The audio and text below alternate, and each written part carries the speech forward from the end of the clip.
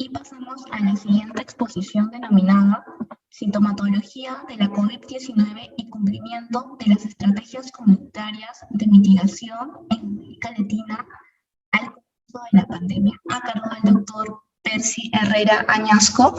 El doctor Percy es investigador del Instituto de Evaluación de Tecnologías en Salud e Investigación de IEPSI e investigador de la Red Internacional en Salud Colectiva y Salud Intercultural de México. Muchas gracias. Voy a presentar los resultados de esta investigación que también ha sido ya publicada en una revista indexada. Quienes hablan es el investigador principal y el resto de autores de esta investigación son los que ustedes pueden ver en la diapositiva y que podrán revisar con más detalle en el artículo que colocaré como enlace en el chat. Como había comentado previamente, lamentablemente todavía no tenemos un tratamiento efectivo contra la COVID-19 y la estrategia comunitaria de mitigación más costo efectiva es la vacunación. Sin embargo, a pesar de que existe esta vacuna, no significa que haya algunas otras estrategias comunitarias de mitigación que todavía sirvan para disminuir la probabilidad de progresión, perdón, de propagación de la enfermedad. Y si bien es cierto, al inicio de la pandemia se incluían cosas como, por ejemplo, la limpieza de los zapatos, actualmente sabemos de que las 3 estrategias comunitarias de mitigación más efectivas son el uso de mascarillas, el distanciamiento social y el lavado de manos. Estas estrategias comunitarias de mitigación deberían ser de adherencia en toda la población, pero más estrictos en el caso de los pacientes que tienen sospecha de la infección, y sobre todo los pacientes que tienen síntomas de la misma. En la mayoría de estudios se ha encontrado de que las estrategias comunitarias de mitigación o la adherencia varía dependiendo de los pacientes, de los países. Y sobre todo varía dependiendo de las características de estos países. Específicamente hablamos de los determinantes sociales de la salud. Hay un estudio que incluyó 149 países donde se encontró que, por ejemplo, el distanciamiento social fue mayor en países con mayor Producto Bruto Interno, mayor número de pacientes con mayores de 65 años y mayor índice de seguridad sanitaria. Que da una idea de justamente este detalle, que los determinantes sociales de la salud de los países aparentemente influyen en la adherencia en estas estrategias comunitarias. Así como ese estudio, otras investigaciones han sugerido que la adherencia a estas estrategias varía dependiendo de la etnia, de diferencias generacionales, como en el anterior estudio, y el nivel educativo. Es posible de que estas variaciones también incluyan, como se llama, la condición de tener la infección, la sospecha o los síntomas. Y en un continente como Latinoamérica, que es una región heterogénea en cuanto a aspectos socioculturales y aspectos económicos con limitaciones, en la estructura de salud, la gobernanza de problemas y recursos humanos calificados para atender a los pacientes, pueda influir, puede también, puede haber una variación en esta asociación entre la adherencia y la sintomología. Es la razón por la cual el objetivo de esta investigación, que repito, ya ha sido publicada, es evaluar la asociación entre la presencia de síntomas de COVID y la adherencia de estrategias comunitarias de mitigación para evitar la transmisión de la COVID-19 en Latinoamérica. Alguien que mira este objetivo podrá decir a priori, oye, pero tiene sentido de que si una persona tiene síntomas se cuide más que la persona que no lo tenga. Sin embargo, esta respuesta no es tan simple de responder y los resultados de nuestra investigación dan a entender de que probablemente cuando alguien tenga una respuesta, una hipótesis a priori basado en un sentido común, no necesariamente tenemos que hacerle caso hasta que no tengamos la evidencia disponible sobre el tema, y es lo que muestra los resultados que voy a presentar a continuación. No voy a detenerme mucho en los materiales y métodos porque es una cosa que ya se había presentado previamente, solamente comentar de que los resultados de esta investigación se hicieron utilizando las respuestas de la encuesta Entre el 23 de abril al 23 de mayo del 2020, que incluyó un N de 1.310.690 adultos. Las variables que se utilizaron fueron, como desenlaces primarios, el distanciamiento físico, el lavado de manos, el uso de mascarillas. Como pueden ver en esa diapositiva, cada uno de ellos se construyó con unas respuestas específicas que tenía la encuesta, y adicionalmente a eso, se consideró un desenlace compuesto por el complemento de los tres desenlaces primarios. Como desenlaces secundarios, se incluyó la cuarentena por exposición a contactos síntomas respiratorios, así como la cuarentena por síntomas respiratorios, y la variable de exposición fue los síntomas sospechosos de COVID-19, y como covariables, las que ustedes ven en esa diapositiva. No voy a comentar acerca del análisis estadístico, como he dicho, probablemente ustedes lo puedan ver con detenimiento en el artículo completo, cuyo enlace voy a pasar posteriormente en el chat. Y los principales resultados son los siguientes. En la muestra que analizamos, casi el 50% de la misma era de sexo masculino, casi el 43% era menor de 35 años. La proporción de participantes que tenían síntomas de ansiedad y depresión fue cerca del 50% y en ambas condiciones, y la prevalencia de síntomas sospechosos de COVID-19 en el momento de la encuesta era cerca del 19% de los participantes. Cuando evaluamos la prevalencia del cumplimiento de las tres estrategias comunitarias de mitigación en esta muestra, el 45.3%, ¿cómo se llama? De las que respondieron, mencionaban que eran adherentes al cumplimiento de las tres estrategias en conjunto. Y cuando se evaluaba la prevalencia de adherencia por separado, se encontró que en el caso del lavado de manos era del 86.6%, el uso de mascarillas 82.9% y el distanciamiento físico de 59.6%. Como se podrán imaginar, la prevalencia de esta adherencia varía dependiendo de los países, en congruencia, como se mencionó en los resultados de estudios en otras partes del mundo, y que ustedes pueden ver en esa diapositiva, y repito que lo van a poder eh, revisar con más detenimiento cuando leen el artículo. De igual forma, la prevalencia del cumplimiento y el aislamiento en contacto síntomas respiratorios ¿cómo se llama? Y la adherencia al aislamiento debido a si la persona era sintomática también varía dependiendo de los países de Latinoamérica y Caribe que se evaluó en el momento.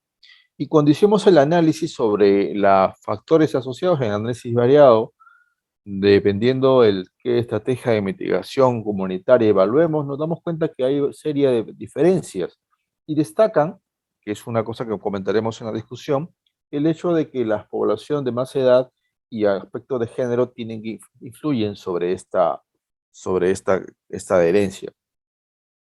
Cuando hicimos el análisis de específicamente ver si tener, ¿cómo se llama?, síntomas de la enfermedad estaba asociado a mayor adherencia, encontramos una situación que nos llamó la atención y que estaba en contra de lo que, como había comentado, a priori uno puede considerar como sentido común. Específicamente encontramos que en personas con síntomas sospechosos de COVID, el cumplimiento de las tres estrategias comunitarias de mitigación fue 15% menos probable en comparación con los que no presentaron síntomas. El distanciamiento social fue 18% menos probable en aquellos con síntomas sospechosos de COVID. De igual forma, ocurrió cuando evaluábamos el tema de las mascarillas y el uso de manos. Como repito, pueden ustedes revisar con más detenimiento en el artículo. Ahora, estos hallazgos, como yo decía nos llamó la atención porque significaban de que el sentido común no se aplica en una situación tan evidente como esto. ¿Por qué es importante entender eso? Porque alguien podría decir, yo voy a instaurar una campaña de adherencia ¿cómo se llama? De adherencia a estrategias comunitarias de mitigación, y por sentido común no voy a incidir en la gente que tiene síntomas porque yo puedo pensar, insisto, a priori, de que ellos van a cumplir más porque están enfermos, tienen más miedo a la enfermedad, etc. Esto que encontramos demuestra que la cosa no es tan sencilla. Ahora, ¿por qué encontramos esta diferencia? Primero, en primer lugar, hay un tema de marco temporal que podría explicar nuestros resultados. Este es un estudio que se hizo en la primera etapa de la pandemia, donde, ¿cómo se llama? Había una serie de, ¿cómo se llama? de mucha información sobre el tema, la gente no tenía claro a quién hacerle caso, y como había comentado en la exposición previa, en ese momento, a diferencia del momento donde hicimos la evaluación de la intención de vacunación, la Organización Mundial de la Salud todavía no, ¿cómo se llama? Tenía algunos voceros que mencionaban información que posteriormente se desmentía. Obviamente no lo hacían intencionalmente, sino que la información iba apareciendo conforme avanzaba la pandemia. Y es la razón por la cual probablemente al principio, ¿cómo se llama? Estas recomendaciones en cada uno de los países de latinoamericanos seguían estas recomendaciones que podrían ser incongruentes y claramente la gente, ¿cómo se llama? No sabía qué hacer.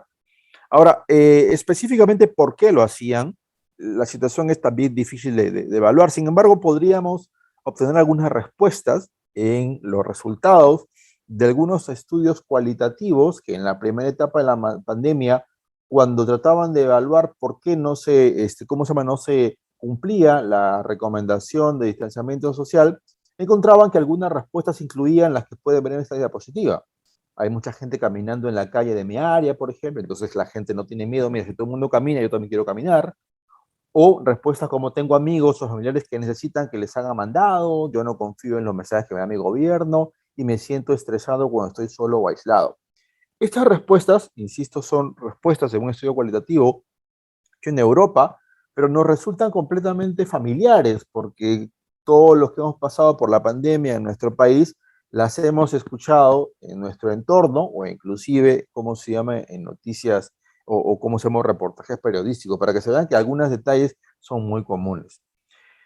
Adicionalmente a esto, tenemos que reconocer que, como había dicho al inicio, hay ciertos determinantes sociales de la salud que, ¿cómo se llama?, que pueden impactar en la adherencia a esta estrategia comunitaria de mitigación.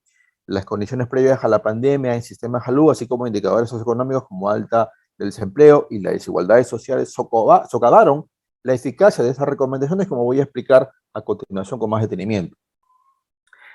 Como había dicho, ¿cómo se llama? Como había dicho hace un momento, el tema de las instituciones o quién es la persona que daba esta información al inicio de la pandemia era un tema que claramente influía, y vuelvo a decir, no necesariamente porque estas personas estaban, bueno, como se lo hacían intencionalmente, sino que en ese momento el nivel de conocimientos o el estatus de la evidencia sobre las medidas y la forma de contagio, entre otros detalles, ¿cómo se llama?, obligaban de que la información sea dudosa.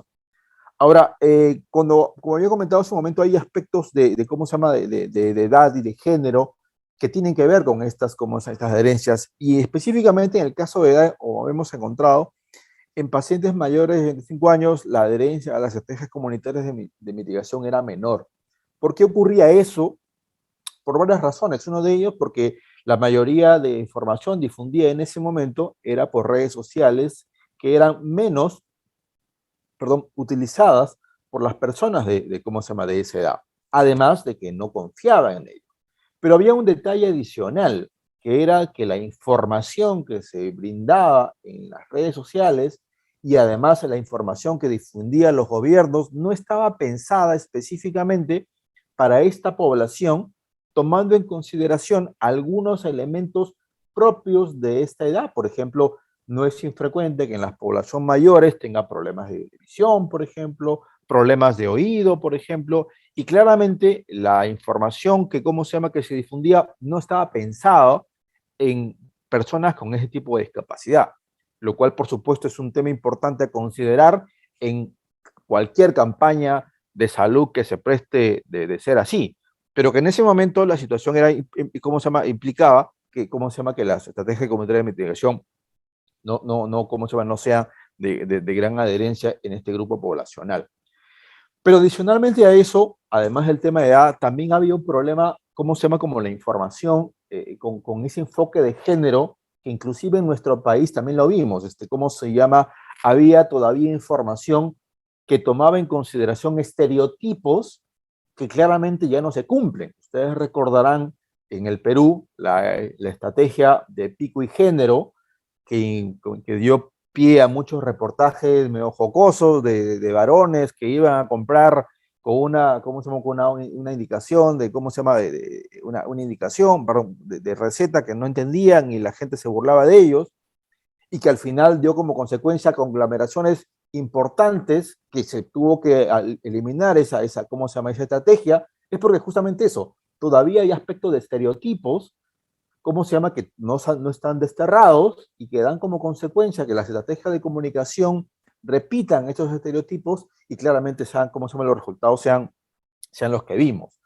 Esto, junto con el tema de la edad, da pie a que el diseño de estas políticas tenga en consideración estos aspectos, que incluyan no tomar, ¿cómo se llama? No tomar, ¿cómo se llama? Decisiones con situaciones que a priori podrían ser de sentido común, como estamos viendo en este estudio.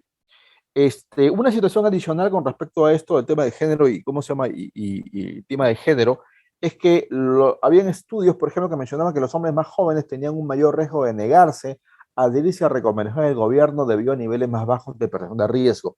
Estos puntos, junto con la exposición previa del doctor Toro, dan a entender de que son necesarios, a pesar de que mucha gente piense que eso no existe, el enfoque de género inclusive en los mensajes que da, ¿cómo se llama?, el gobierno o las autoridades pertinentes cuando quieren, ¿cómo se llama?, distribuir mensajes de adherencia, como por ejemplo en este caso de la estrategia comunitaria de mitigación.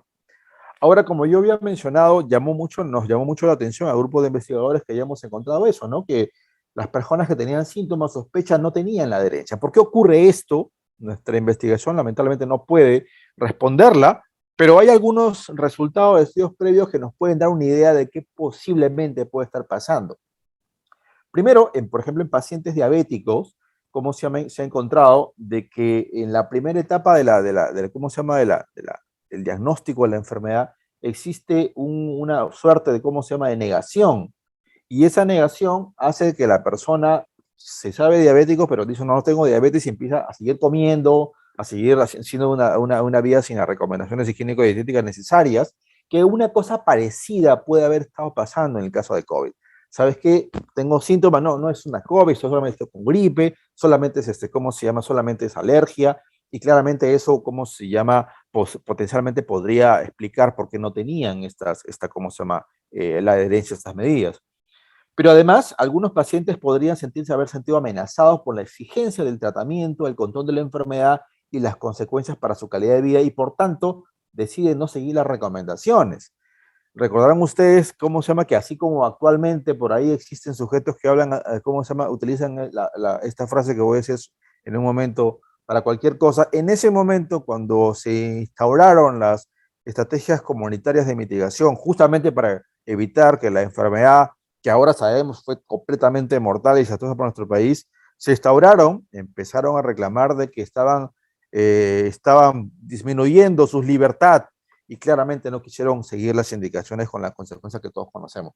Para que se den cuenta que estos aspectos culturales, determinados sociales, son unos aspectos que hay que considerar cuando se tomen las decisiones de salud pública. No voy a comentar las limitaciones, que son las mismas limitaciones de, ¿cómo se llama?, del diseño de estudio que ha sido común de todas las investigaciones que hemos presentado, pero podríamos entonces concluir con estos resultados de que, bueno, en ese momento, menos de la mitad de las participantes cumplieron todas las estrategias comunitarias de mitigación. Los participantes que presentaron síntomas sospechosos para COVID mostraron menos cumplimiento de estas estrategias, y que, como he repetido, los mensajes para aumentar la adherencia deben considerar factores sociodemográficos o determinantes sociales, incluso aquellos que a priori no podrían considerarse como obvios. Como decía en la anterior exposición, esa información debería ser tomada en consideración por las autoridades sanitarias justamente para diseñar estas políticas, como probablemente hará hincapié la doctora Ángela Ollén en la siguiente exposición. Era todo lo que tenía para presentar en esta investigación. Como había comentado, ya ha sido publicada, ha salido recientemente publicada hace unos meses, y voy a pasar el enlace en el chat para los que quieran revisar con mayor detenimiento. Muchas gracias.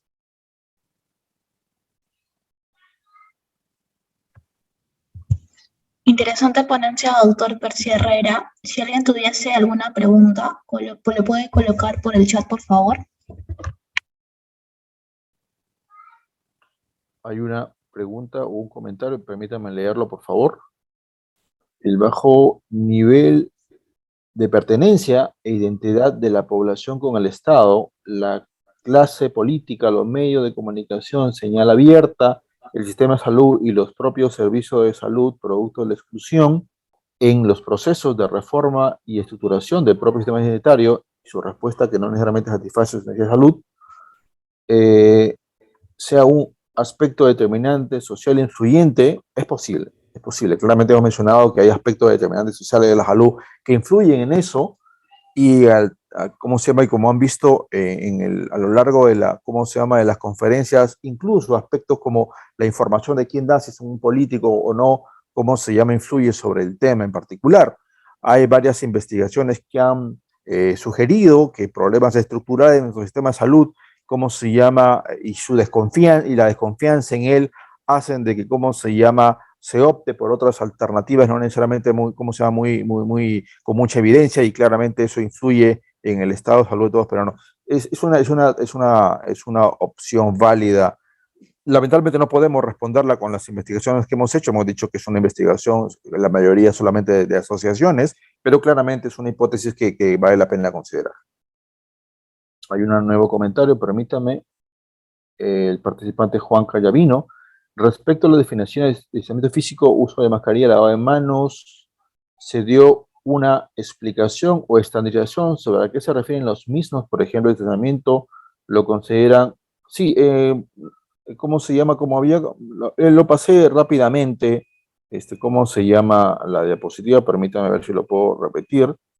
La definición de las variables estaban así. Un segundo, por favor. Voy a compartirlo de nuevo. La diapositiva la pasé rápidamente, comentando que podían revisarlo con cómo se llama en el artículo, pero voy a repetirlo. Dice, el distanciamiento físico se consideró como cumplimiento cuando el participante informó no haber estado en contacto directo con las definiciones que estén allí por más de 1 minuto y no haber estado dentro de 2 metros de cualquier persona con la que no esté viviendo actualmente en las últimas 24 horas. La pregunta de la encuesta fue, ¿en las últimas 24 horas ha tenido contacto con alguien que no se quede contigo? En fin, esos detalles, repito, sí estaban especificados en las preguntas. En el caso de manos, las que ven allí, y en el caso de la mascarilla de igual forma. Efectivamente, sí existía una definición, que era la definición que se encontraba en la encuesta, y de acuerdo a eso, el participante respondía, ¿cómo se llama?, con las alternativas que tenía, y en base a eso, los investigadores hemos construido la variable. Ya he subido el enlace del artículo en el chat. Como repito, cualquier información adicional la pueden leer con más detenimiento allí. Perfecto. Si es que ya no tenemos más preguntas, agradecemos la participación del doctor Percy Herrera Añasco y continuamos con las exposiciones.